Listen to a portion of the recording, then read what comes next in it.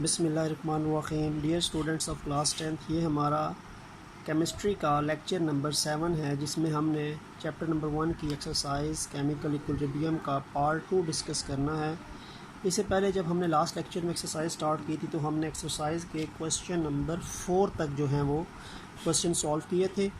आज हमने question number 5 start करना है एक्सरसाइज का। और क्वेश्चन नंबर 5 आपको ये है कि आपको 4 इक्विलिब्रियम एक्सप्रेशंस लिखने हैं डिफरेंट रिवर्सिबल रिएक्शंस के। अब आपको सबसे पहला रिएक्शन दिया हुआ है जी H2O, रिवर्सिबल का साइन है। फिर साथ है जी H2 प्लस हाफ O2, यानी आप इसमें थोड़ा सा डिफरेंस ये कह सकते हैं कि इसमें हाइड्रोजन के 2 एटम्स यहाँ पे हैं और हाइड्रोजन के 2 एटम्स यहाँ पे हैं। ऑक्सीजन का 1 एटम है ना, तो यहाँ पे ऑक्सीजन मॉलिक्यूल में 2 एटम है तो उसके हाफ मोल है, तो 2 का हाफ जो होता है वो 1 होता है, तो यानी half mole of oxygen molecule is equal to 1 atom. ठीक हो गया, बाकी कोई इसमें मेन डिफरेंस नहीं है। एक्सप्रेशन हमने लिखना है, तो एक्सप्रेशन लिखने के लिए KC is equal to products में आपके पास एक H2 है, अब O2 है। अगर O2 के साथ कुछ भी ना होता तो 1 होता, तो हमें पावर ना लिखनी पड़ती है, ठीक है। लेकिन अब यहाँ पे हाफ मोल है तो हाफ इसकी पावर बनेगी, 1/2 जो है वो इसकी पावर बन जाएगी। ठीक हो गया, डिवाइडेड बाय जो दूसरा आपके पास H2O है, रिएक्टेंट है, वो इसका डिनोमिनेटर बन जाएगा। तो ये क्वेश्चन नंबर 5 का जो फर्स्ट रिएक्शन था ये उसका इक्विलिब्रियम कांस्टेंट एक्सप्रेशन है। सेकंड रिएक्शन अगर हम लिखें, बुक में जो मेंशन है वो है जी CO प्लस 2H2, रिवर्सिबल का साइन है CH3OH।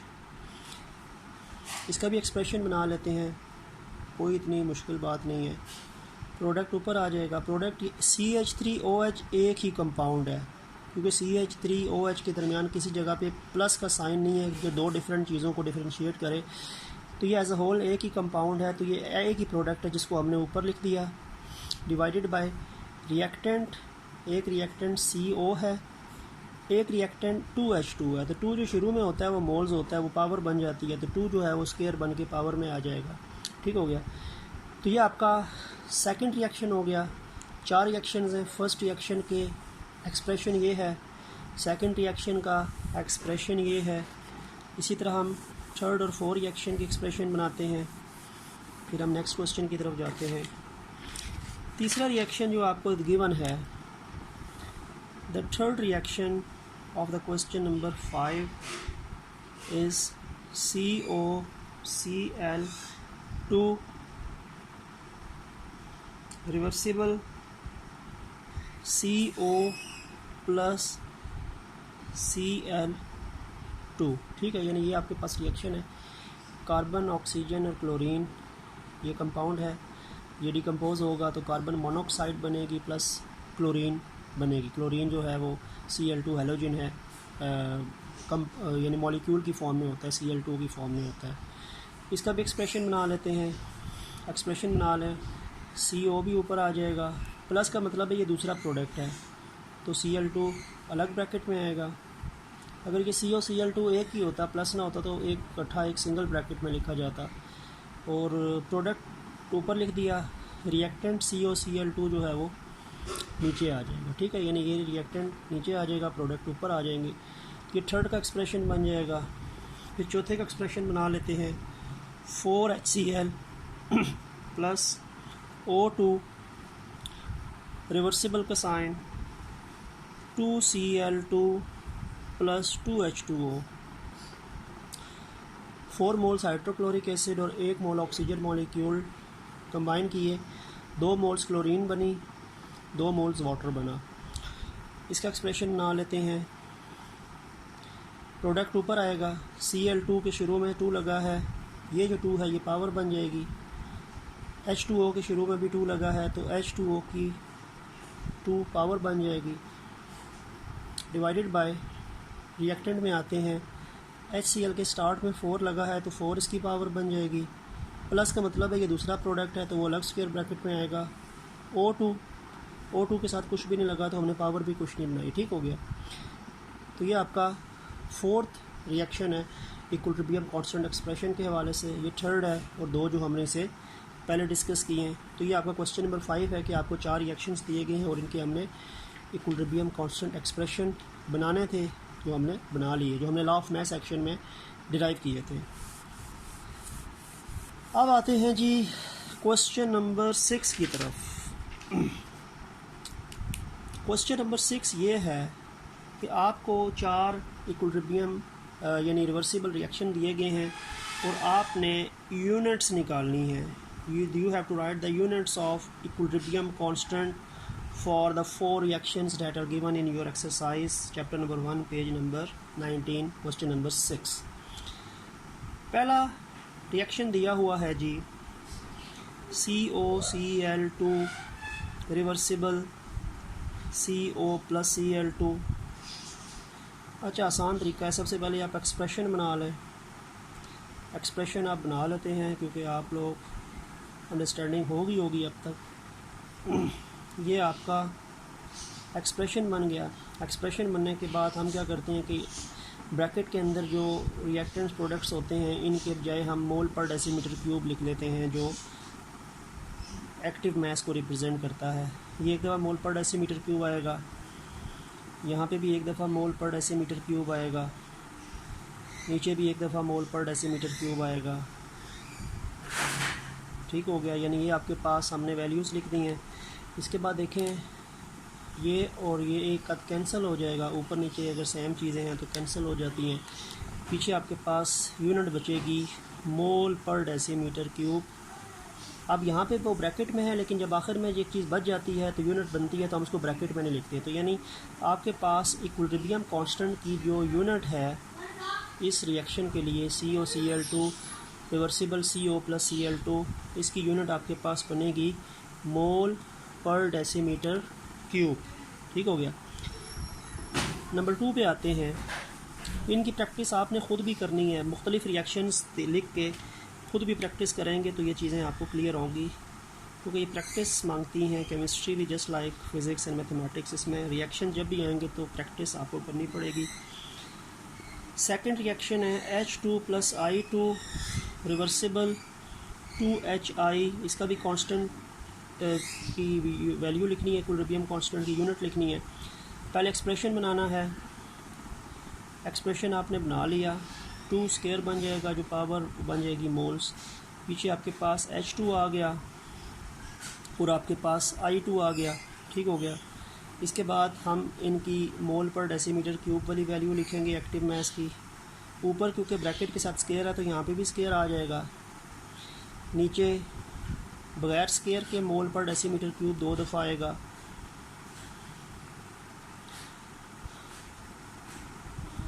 अब देखें यहाँ पे मोल पर डेसीमीटर क्यूब का स्क्वायर का मतलब है 2 दफ़ा मोल पर डेसीमीटर क्यूब है, तो ये पूरी वैल्यू इन दोनों के साथ कैंसिल हो जाएगी, क्योंकि ये मोल पर डेसीमीटर क्यूब का स्क्वायर था और ये भी 2 मोल पर डेसीमीटर क्यूब के स्क्वायर ही बनेंगे। इनको जोड़ दिया जाए तो इसमें आपके पास there will be no unit.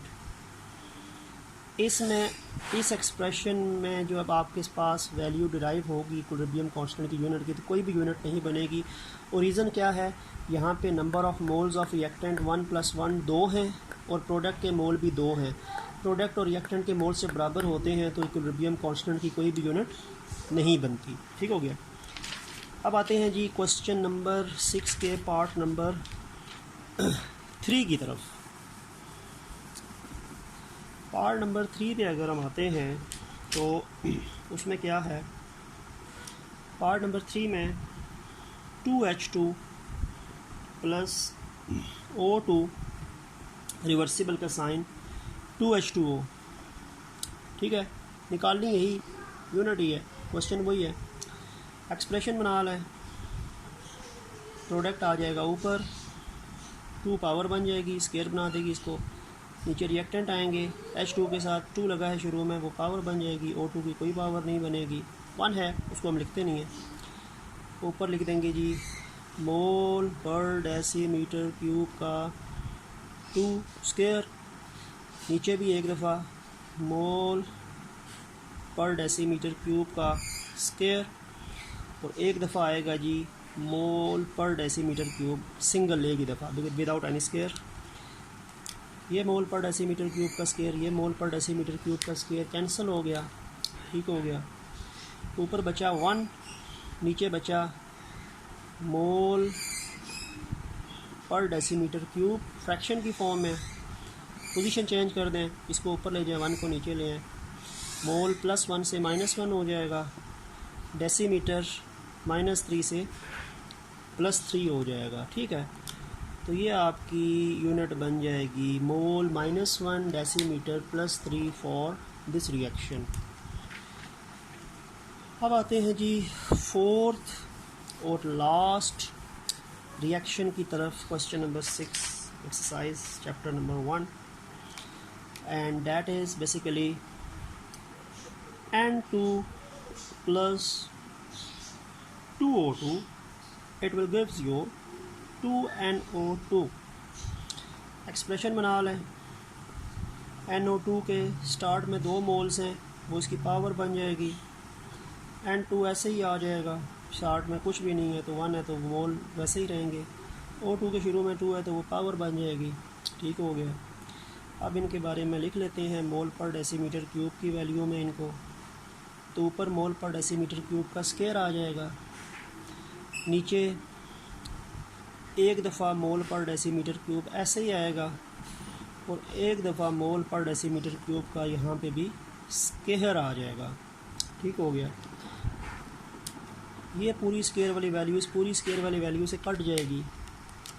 ऊपर आपके पास 1 बचा, नीचे बचा मोल पर डेसीमीटर क्यूब, वैल्यूज़ ऊपर नीचे कर दें। मोल -1 डेसीमीटर 3, तो that will be the unit of Kc for this reaction, ठीक है। तो ये भी क्वेश्चन आपका क्वेश्चन नंबर 6 हो गया, इस तरीके से होगा। और ये चीज़ें काफ़ी प्रैक्टिस हम कर चुके हैं, तो कोई मुश्किल नहीं होनी चाहिए। अगर मुश्किल है तो इसका मतलब है कि पिछली चीज़ आपको सही तरह क्लियर नहीं है, तो पुराने लेक्चर्स आप देखें तो आपको चीज़ ज़्यादा अच्छे तरीके से क्लियर होगी। डायरेक्टली अगर आप इस वीडियो पे आएंगे तो आपको चीज़ें समझ नहीं आएंगी। आपने शुरू सीक्वेंस से 1 लेक्चर 2 लेक्चर 3 4 5 6 ऑनवर्ड ऐसे ही करके देखेंगे तो आपको ये चीज़ें समझ आएंगी, वैसे नहीं आती। इसके अलावा क्वेश्चन नंबर 7 जो आपकी बुक में एक्सरसाइज का दिया हुआ है जी, पेज नंबर 19 पे, state the ways that equilibrium can be recognised. कौन से तरीक़ों से इक्विलिब्रियम रिकोगनाइज़ किया जाता है। मैंने आपको टॉपिक पढ़ाया था वेज टू रिकोगनाइज इक्विलिब्रियम के। इक्विलिब्रियम को रिकोगनाइज करने का तरीका ये होता है कि जब इक्विलिब्रियम स्टार्ट होता है तो हमें इसकी कंसंट्रेशन देखनी पड़ती है रिएक्टेंट्स की, और फिर एक टाइम ऐसा आता है कि इक्विलिब्रियम मिक्सचर में रिएक्टेंट्स और प्रोडक्ट्स की कंसंट्रेशन में मज़ीद चेंज नहीं आती। वो पॉइंट जो होता है वो उनके इक्विलिब्रियम को आइडेंटिफाई करता है। इसके लिए डिफरेंट फिज़िकल्स एंड केमिकल्स मेथड्स होते हैं, स्पेक्ट्रोस्कोपी, टाइट्रेशन वगैरह। तो वो टॉपिक जो है वो आपका बुक का पेज नंबर मैं आपको यहीं से बता देता हूँ, इजी हो जाएगा आपके लिए। ये आपकी बुक है।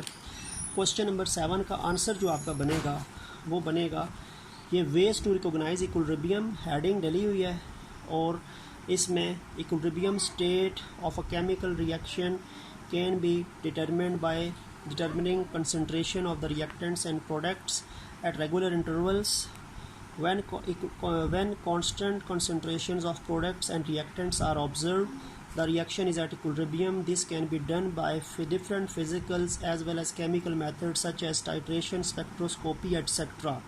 तो क्वेश्चन नंबर 7 का आंसर आपका वेज टू रिकोगनाइज इक्विलिब्रियम से लेके इस हेडिंग से लेके ये स्पेक्ट्रोस्कोपी तक एटसेट्रा तक है, ठीक है। तो ये टॉपिक आपका page number 12, topic number ways to recognize equilibrium, और इसकी 4th लाइन जहाँ पे स्पेक्ट्रोस्कोपी एटसेट्रा लिखा है यहाँ पे इसका आंसर बनेगा क्वेश्चन नंबर 7 का, ठीक हो गया। उसके बाद आपका एक्सरसाइज का एक क्वेश्चन बनता है क्वेश्चन नंबर 8। क्वेश्चन 8 आपका क्या बनता है। क्वेश्चन 8 आपकी बुक में लिखा हुआ है कि describe the macroscopic characteristics of equilibrium reaction. Equilibrium reaction की मैक्रोस्कोपिक करैक्टरिस्टिक्स के बारे में बताना है। ये भी मैंने 2-3 दफ़ा पहले भी आपको बताया ये आपका टॉपिक जो है ये पेज नंबर 15 पे ये टॉपिक है मैक्रोस्कोपिक करैक्टरिस्टिक्स। तो macroscopic characteristics of equilibrium reaction में इसी तरह forward reaction 3 points, reverse reaction 3 points. तो यानी ये मैक्रोस्कोपिक की हेडिंग से लेके फिर लाइन लगा के 3 पॉइंट फॉरवर्ड के और 3 पॉइंट रिवर्स के लिखेंगे और यहाँ पे ये 3 पॉइंट्स ख़त्म हो जाएंगे तो आपका ये टॉपिक भी, इसका आंसर भी ख़त्म हो जाएगा।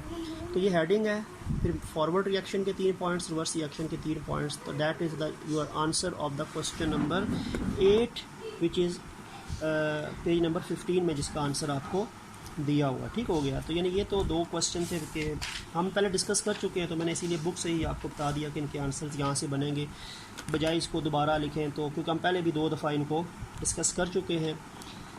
अब आते हैं जी आपका पेज नंबर एक्सरसाइज पे ही 19 का थिंक टैंक। थिंक टैंक भी आपकी एक्सरसाइज का ही पार्ट होता है और क्लास 10th के अंदर थिंक टैंक्स में जो क्वेश्चंस होते हैं उनमें से अक्सर शॉर्ट आंसर्स या डिस्क्रिप्टिव क्वेश्चंस के अंदर क्वेश्चन थिंक टैंक से भी आते हैं। पहला सवाल उसने ये दिया है कि एक कंपाउंड है जिसका नाम है ब्रोमीन क्लोराइड, फार्मूला है जी BrCl। इसने बता दिया कि ब्रोमीन क्लोराइड एक कंपाउंड है, ये जब डीकम्पोज होता है, ब्रेक होता है, तो ये बनाता है ब्रोमीन और क्लोरीन।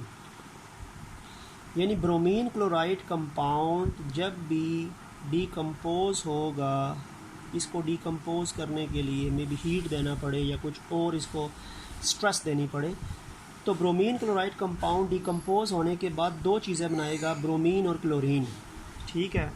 अब हमने करना क्या है कि हमने सबसे पहले इसकी केमिकल इक्वेशन लिखनी है, फिर हमने इसका इक्विलिब्रियम कांस्टेंट एक्सप्रेशन लिखना है और फिर हमने इसका यूनिट्स ऑफ इक्विलिब्रियम कांस्टेंट भी डिराइव करनी है। तो सबसे पहले आंसर में जो सबसे पहली बात है जिसको मैं लेट्स सपोज के ए कह देता हूँ, थिंक टैंक में ये क्वेश्चन नंबर 1 है और इसका पहली चीज़ उसने पूछी है कि इसका केमिकल रिएक्शन लिखें। तो केमिकल रिएक्शन क्या है? कंपाउंड का नाम ब्रोमीन क्लोराइड है, रिवर्सिबल है, डिकम्पोज होकर ब्रोमीन क्लोरीन। अच्छा, ब्रोमीन भी Br2 की फॉर्म में एग्जिस्ट करता है नेचर में, क्लोरीन भी Cl2 की फॉर्म में एग्जिस्ट करता है नेचर में। तो ब्रोमीन के हमेशा 2 एटम्स मिलते हैं तो ये मॉलिक्यूलर स्टेट में पाया जाता है। क्लोरीन के भी 2 एटम्स मिलते हैं, कभी भी Br और Cl अकेला नहीं होगा, ये हमेशा मॉलिक्यूल की फॉर्म में होते हैं। अब यहाँ पे ये 2 हैं और यहाँ पे ब्रोमीन भी 1 है, क्लोरीन भी 1 है, तो बैलेंस करने के लिए मुझे शुरू में 2 लगाना पड़ेगा। तो ये आपका रिएक्शन बनेगा। This is the reaction of bromine chloride decomposition into bromine and chlorine respectively. ठीक हो गया। तो ये आपकी इक्वेशन बन जाएगी। अगर आपने यहाँ पे Br और Cl लिखा और BrCl किया तो गलत हो जाएगा। ब्रोमीन Br2, क्लोरीन Cl2, और इसके लिए BrCl के साथ हमें 2 लगाना पड़ेगा। बी उसने कहा है कि इसका एक्सप्रेशन लिखें। एक्सप्रेशन बना लें जी, कोई मुश्किल नहीं है। Case is equal to Br2 ऊपर आ जाएगा, ठीक है, Cl2 नीचे आ जाएगा और वहाँ पे क्या आएगा BrCl, और 2 शुरू में लिखा है तो वो क्या बन जाएगी, पावर बन जाएगी। ठीक हो गया। ये पार्ट बी हो गया इसका। और पार्ट सी कह रहा है कि आप इसकी यूनिट्स डिराइव करें। यूनिट्स भी आसान है। एक्सप्रेशन मैंने ऊपर एक दफ़ा बना लिया है तो दोबारा नहीं बनाऊंगा। अब बस मोल पर डेसीमीटर क्यूब लिखना शुरू करूंगा। एक दफ़ा मोल पर डेसीमीटर क्यूब, यहाँ पे भी एक दफ़ा मोल पर डेसीमीटर क्यूब, नीचे मोल पर डेसीमीटर क्यूब का स्क्वायर आ जाएगा। मोल पर डेसीमीटर क्यूब का स्क्वायर आ गया। अब देखें ऊपर भी 2 दफ़ा मोल पर डेसीमीटर क्यूब है, इसका मतलब है ऊपर भी दोनों को मिलाएं तो स्क्वायर बनेगा, नीचे भी 2 दफ़ा है, तो यानी ये दोनों वैल्यूज़ इसकी स्क्वायर की वैल्यू के साथ कैंसिल हो जाएंगी और आपके पास रिजल्टेंट यानी जो चीज़ बचेगी कोई यूनिट नहीं बचेगी। There will be the no unit of Kc for this reaction. ठीक है, कैंसिल हो जाएंगी तो कोई यूनिट आपके पास नहीं बनेगी। तो ये आपका थिंक टैंक का क्वेश्चन नंबर 1 है। आते हैं जी क्वेश्चन नंबर 2 पे आते हैं थिंक टैंक के। आई डोंट थिंक कि आपको मुश्किल होगी इन टॉपिक्स को भी करते हुए। Think tank question number 2। आपको उसने एक एक्सप्रेशन दे दिया है, जी NO2 स्केयर और N2O4। उसने आपको एक्सप्रेशन दे दिया है और पूछा क्या है कि आप बताएं कि इस रिएक्शन में रिएक्टेंट्स क्या हैं, प्रोडक्ट्स क्या हैं, और इसकी यूनिट्स डिराइव करें Kc की। देखें, सबसे पहले तो मैं ये करता हूँ कि रिएक्शन गिवन होता है तो उससे हम एक्सप्रेशन बनाते हैं। यहाँ पे एक्सप्रेशन उसने पहले दे दिया तो हम रिएक्शन लिख लेते हैं। और रिएक्शन में याद रखें कि जो ऊपर चीज़ होती है वो प्रोडक्ट होती है, जो नीचे चीज़ होती है वो रिएक्टेंट होती है। तो बेसिकली अगर मैं रिएक्शन इसका लिखूँ तो ये जो N2O4 है ये नीचे है, तो ये रिएक्टेंट है, ये यहाँ पे आएगा, N2O4 इधर आएगा, आगे रिवर्सिबल का साइन होगा, और NO2 प्रोडक्ट है और NO2 का स्केयर है, तो इसका मतलब है ये 2 शुरू में आ जाएगा। यानी ये बेसिकली रिएक्शन है जिसका ये ऊपर उसने एक्सप्रेशन बना के दिया है।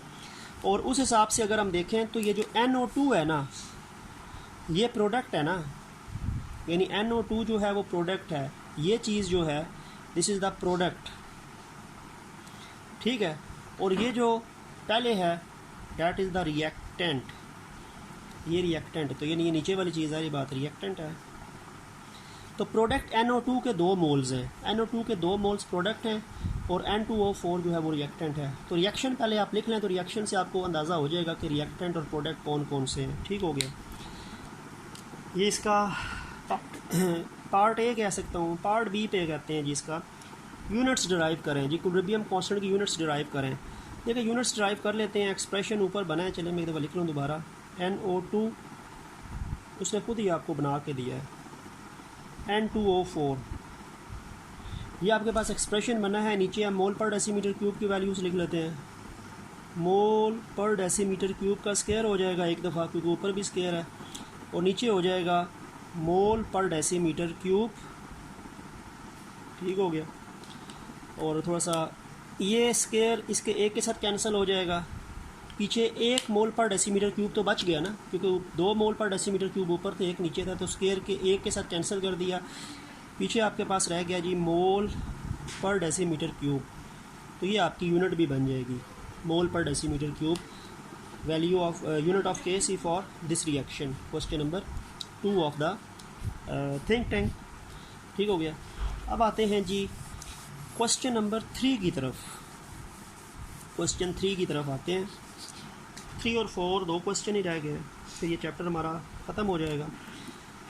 क्वेश्चन नंबर 3 है, आपको 2 रिएक्शन उसने दे दिए हैं। एक रिएक्शन दिया है जी C+O2 gives us CO2। Second reaction दिया है जी 2HF रिवर्सिबल H2 + F2। अब 2 रिएक्शन दे दिए, देखिए सीधी सी बात है, जो ऊपर रिएक्शन है ना इसमें सिंगल एरो है तो ये इरिवर्सिबल रिएक्शन है, जो नीचे वाला रिएक्शन है इसमें डबल एरो है तो ये रिवर्सिबल रिएक्शन है। तो पहली बात तो ये है कि जो ऊपर वाला रिएक्शन है ये इरिवर्सिबल है, this is the irreversible reaction. और इरिवर्सिबल रिएक्शन वो होता है जो एक ही डायरेक्शन में आता है, जिसमें रिएक्टेंट्स मिलके प्रोडक्ट्स बनाते हैं, और जब प्रोडक्ट्स बन जाते हैं तो रिएक्शन कंप्लीट हो जाता है, और आपके पास जब रिएक्शन कंप्लीट होगा तो सिर्फ प्रोडक्ट्स आएंगे। जबकि ये इरिवर्सिबल रिएक्शन है, दोनों डायरेक्शन में प्रोसीड करेगा, फॉरवर्ड भी जाएगा, रिवर्स भी जाएगा, और जब ये रिएक्शन कंप्लीट यानी इक्विलिब्रियम पे आएगा तो आपके पास प्रोडक्ट्स भी होंगे, रिएक्टेंट्स भी होंगे, यानी तीनों चीज़ें होंगी इस रिएक्शन की आपके पास, क्योंकि रिएक्शन में फॉरवर्ड रिवर्स रिएक्शन दोनों सेम रेट पे चल रहा होगा। तो ये आपके पास रिवर्सिबल है, this is the reversible reaction. ये रिवर्सिबल हो गया, वो इरिवर्सिबल हो गया। क्वेश्चन क्या पूछ रहा है वो? क्वेश्चन ये पूछ रहा है कि इन दोनों में से कौन से रिएक्शंस के अंदर आपके पास रिएक्टेंट्स एंड प्रोडक्ट्स दोनों होंगे जब रिएक्शन कंप्लीट होगा। कंप्लीट तो खैर नहीं होता, लेकिन सारी बात है कि वो इक्वल हो जाती हैं स्पीड्स। कंप्लीट तो ये वाला होता है ना।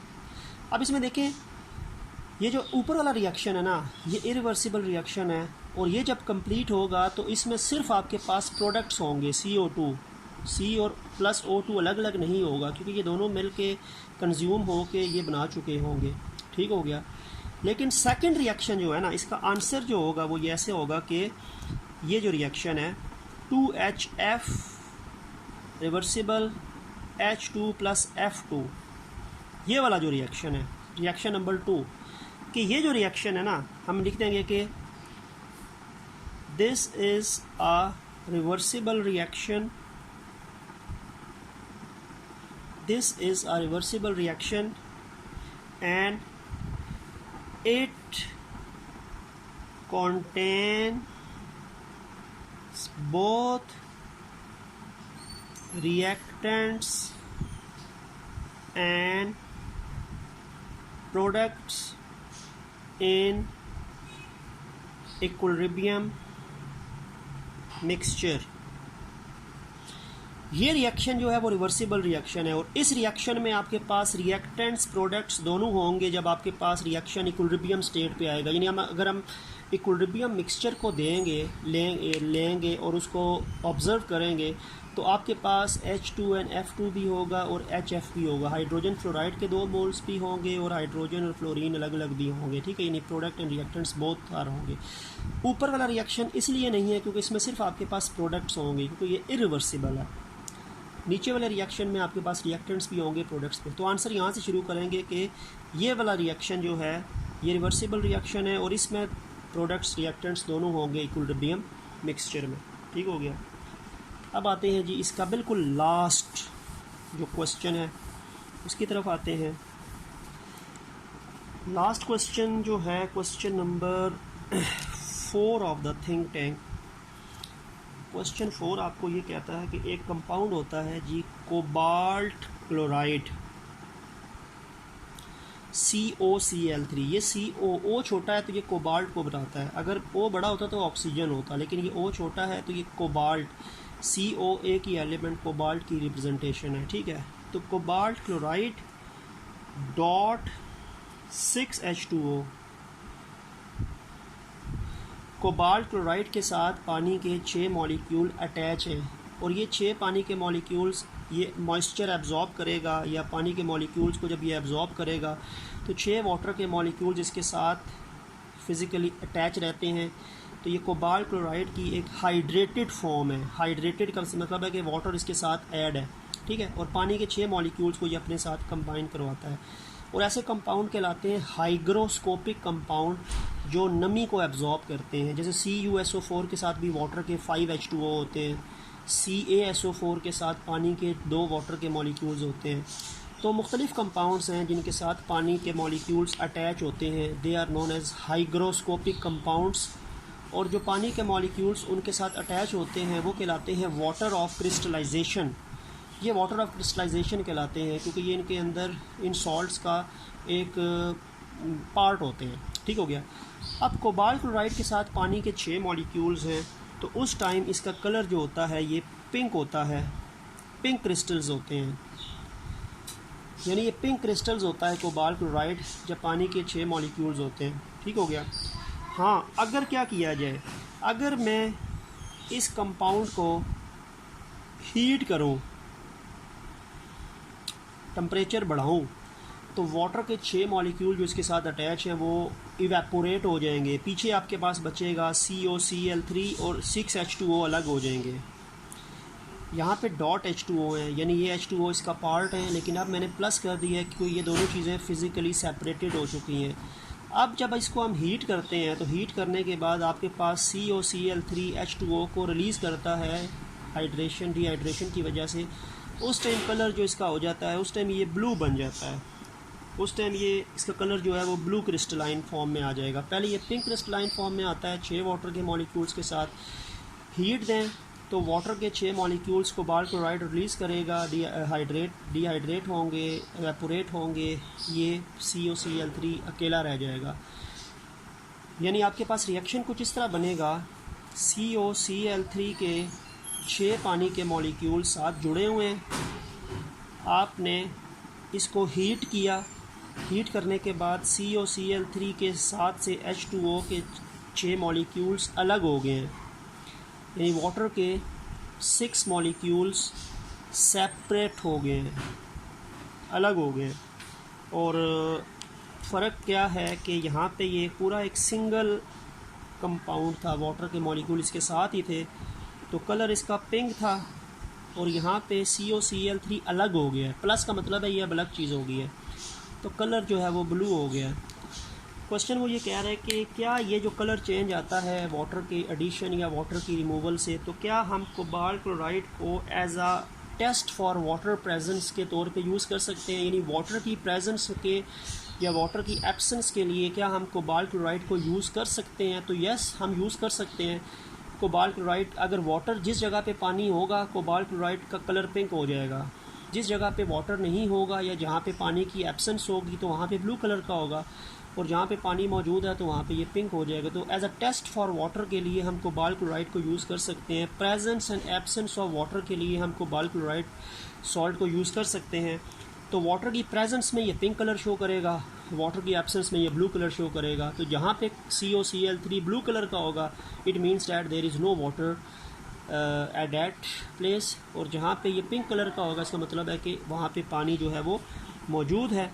तो हम लिख सकते हैं कि yes, cobalt chloride is used to test the presence and absence of water। यानी ये हो सकता है, नीचे मैं लिखा देता हूँ, नीचे यानी मैं 2 पॉइंट्स बना देता हूँ कि if water is प्रेजेंट, जब पानी मौजूद होगा तो कोबाल्ट क्लोराइड जो होगा वो पिंक कलर शो करेगा। पानी की मौजूदगी में cobalt chloride pink colour show करेगा, और अगर वाटर एब्सेंट हुआ तो कोबाल्ट क्लोराइड क्या कलर शो करेगा?